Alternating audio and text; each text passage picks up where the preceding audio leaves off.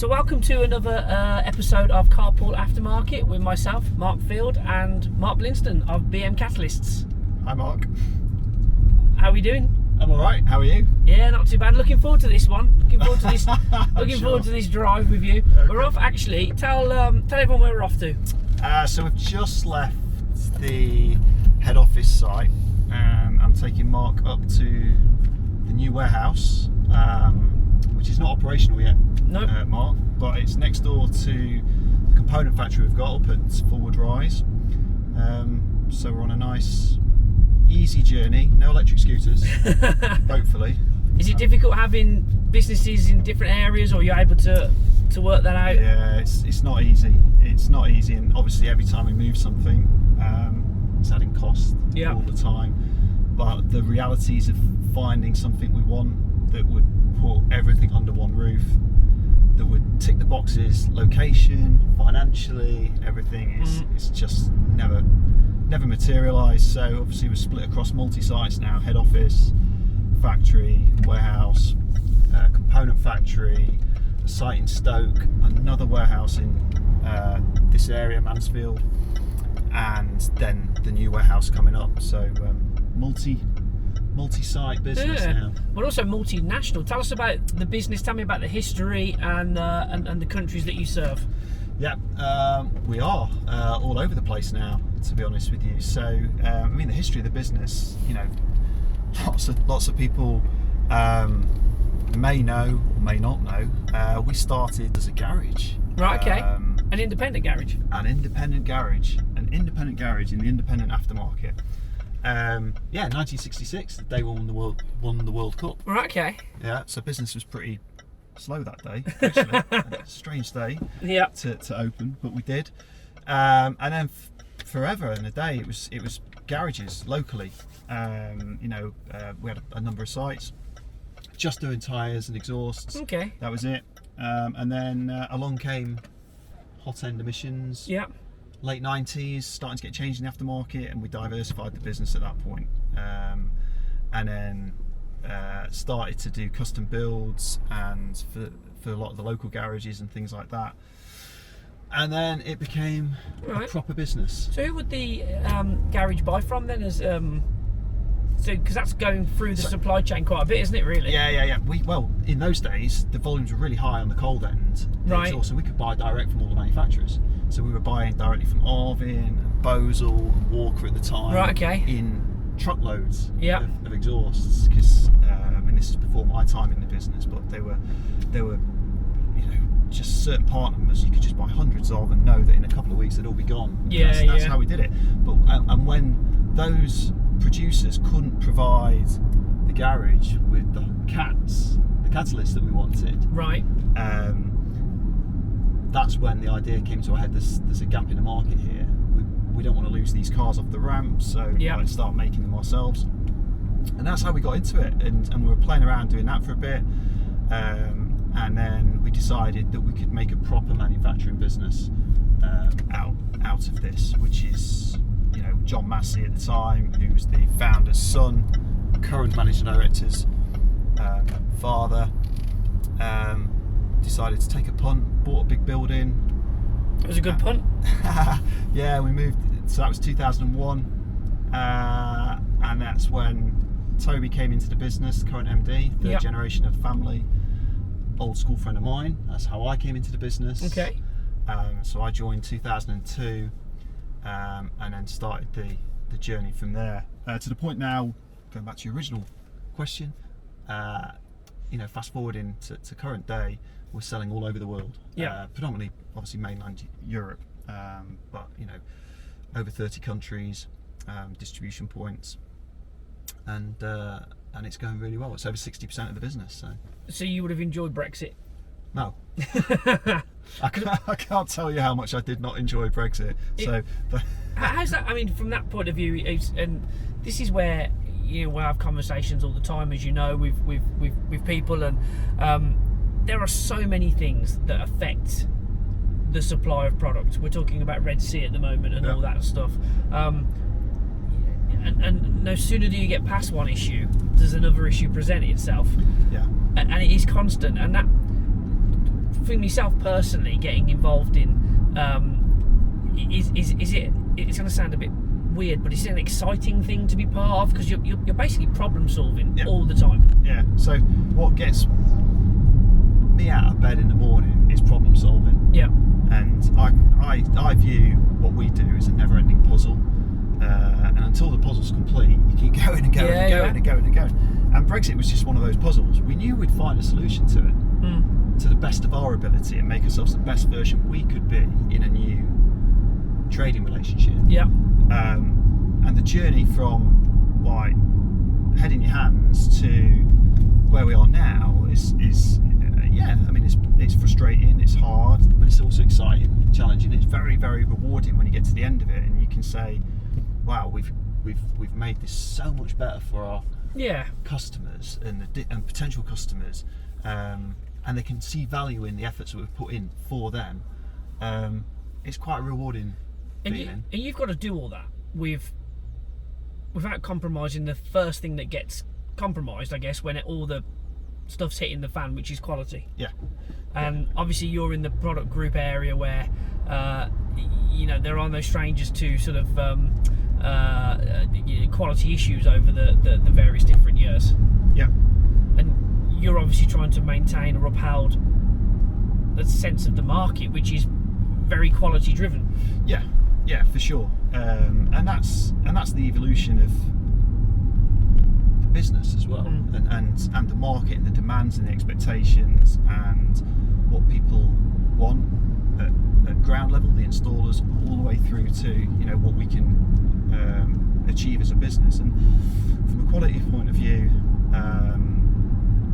it's all about investment and listening and understanding the needs of the market and the wants of the market, and being the best version you can be of yourselves. Yeah. And it just doesn't fall into your lap, that kind of thing. You have to work at it all the time. And when we're going through the Brexit side of things, we've got some really, really good people in our business, really good. So from a quality point of view, they know what they're doing. They continually improve all of the time, which allowed us to then really focus on what we needed to do to have the quality at the customer services end and things like that. But it is all investment, and that's what we do. As a business, we continually invest across all areas to make the experience even better for them. And is it something that you're expanding on? You've got presence at exhibitions, UK Garage and Body Shop coming up. Are you actively in conversations with garages now more and more? We're about to really progress that. Yeah.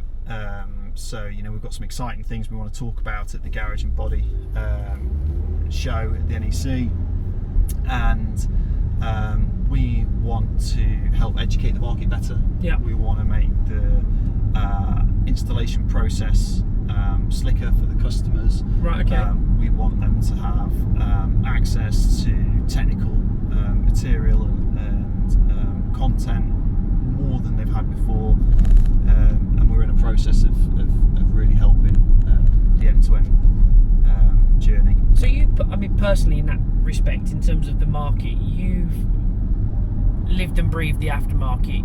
You've had a journey in that respect, that personal journey, because you develop, you get involved in different things. I mean,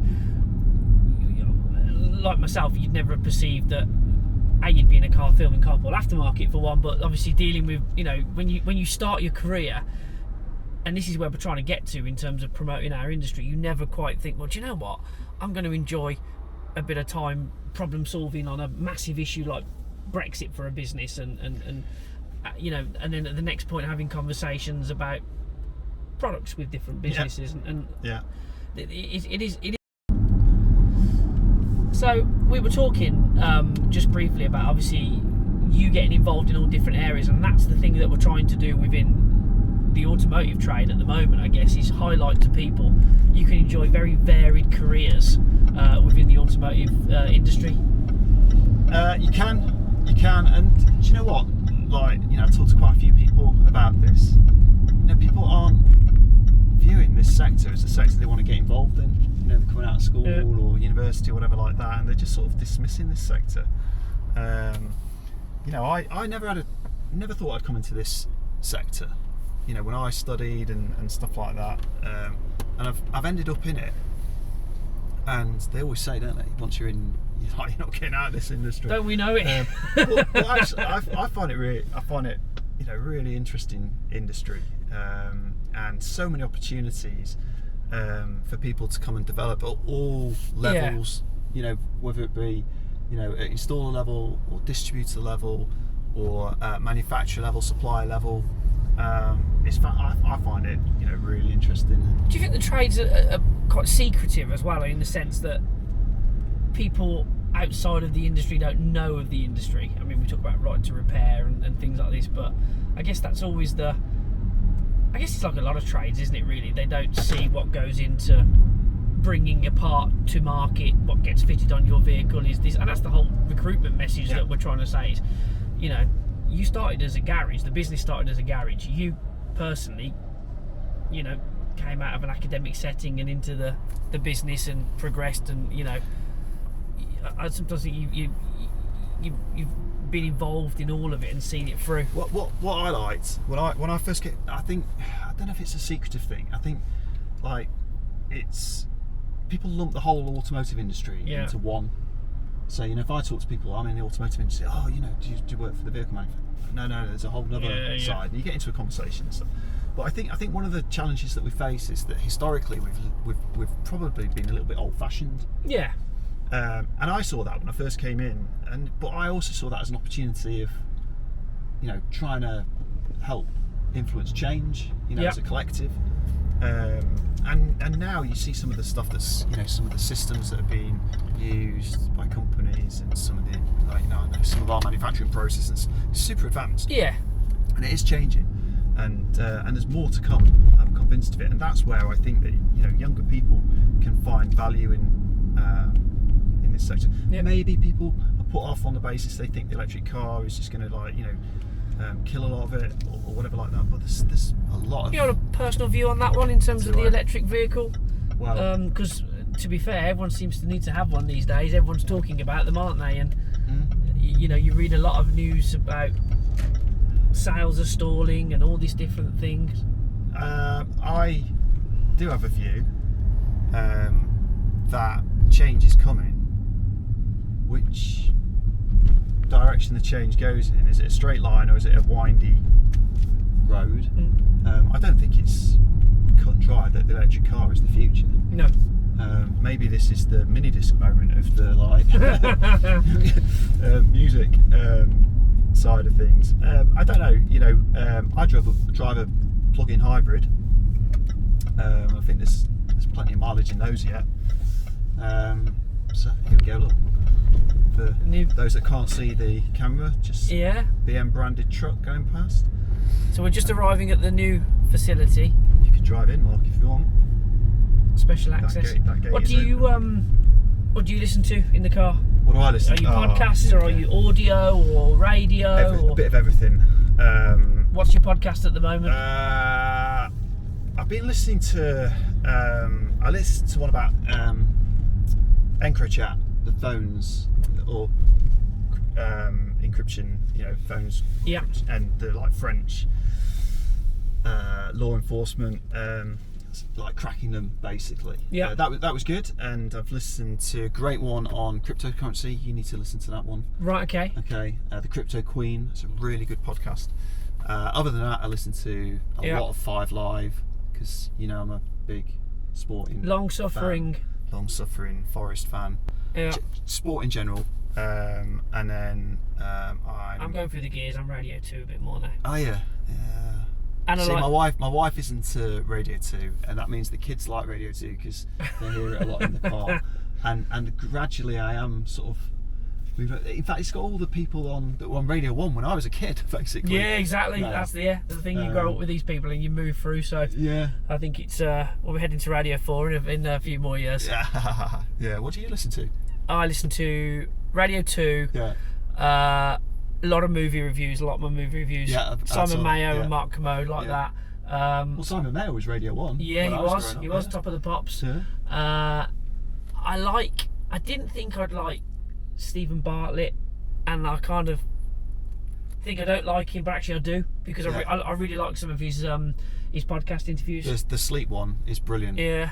Listen to that one, his podcast. The different things, and I think it's that line of questioning I quite like actually as well, that how he flips things very quickly into different areas. But he's articulate, isn't he? Yeah, he's very good. So I've got different podcast tastes really. I used to listen to a lot of Wake Up to Money when I used to be an early riser, which I still am, but it's different things now. But yeah, I could a lot of Villa podcasts. Villa podcasts. Well. Yes, can't forget those.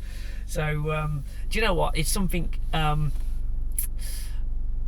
weird, for want of a better term, that the podcasts are always better when you lose than when you win. If you can bear to put them on. Yeah. Sometimes you can't bear to put them on. Well, I can't anyway. Exactly. I think they have a better analysis than when everything's going great. So who knows? Yeah. So tell me where we've just arrived then. We've just arrived at the...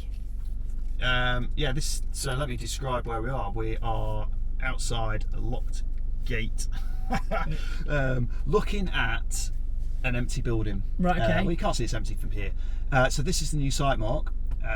So this is 43,000, or just over 40,000, sorry, square foot of empty warehouse at the moment, which is sat next door to the 60,000 square foot manufacturing plant that we've got. Just you can see over there the blue stripes on the building. Okay. And we're in a phase now of going through some surveys and potential planning applications and stuff to make this how we want it to be. Yeah.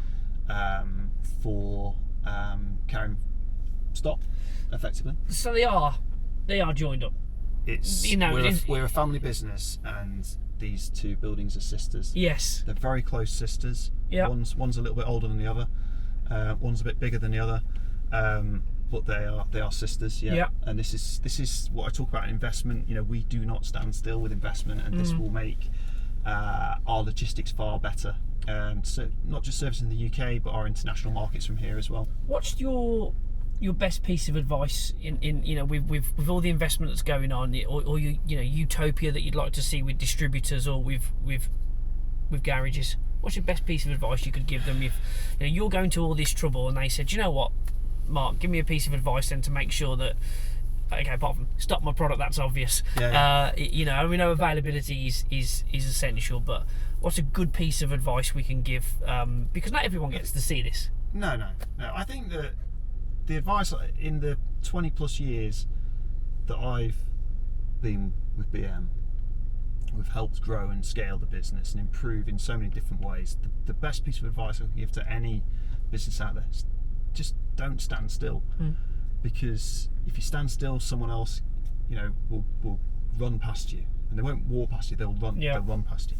And believe in what you're doing. We believe so much in our sector and our business and the growth, ignoring the fact of alternative fueled vehicles and what may happen. We believe for the next 20-25 years in where we're going. We've got a clear roadmap.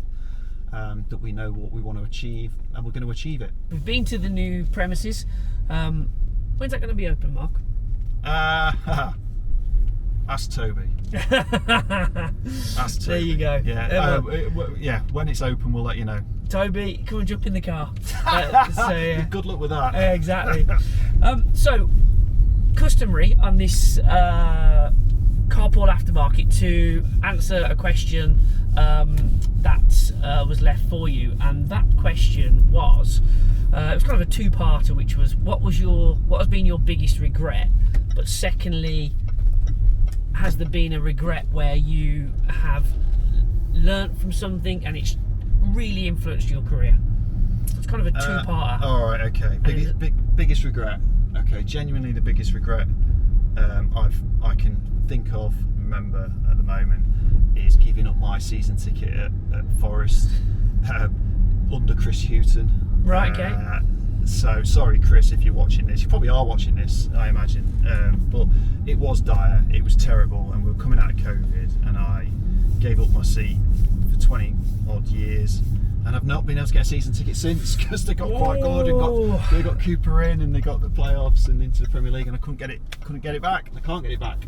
So and the moral behind that is, no matter how bad things get in life or business or anything like that. Don't give up. Don't give up like I did on that occasion, and it won't happen again. I had an absence from Aston Villa for different reasons, you know, not living so close.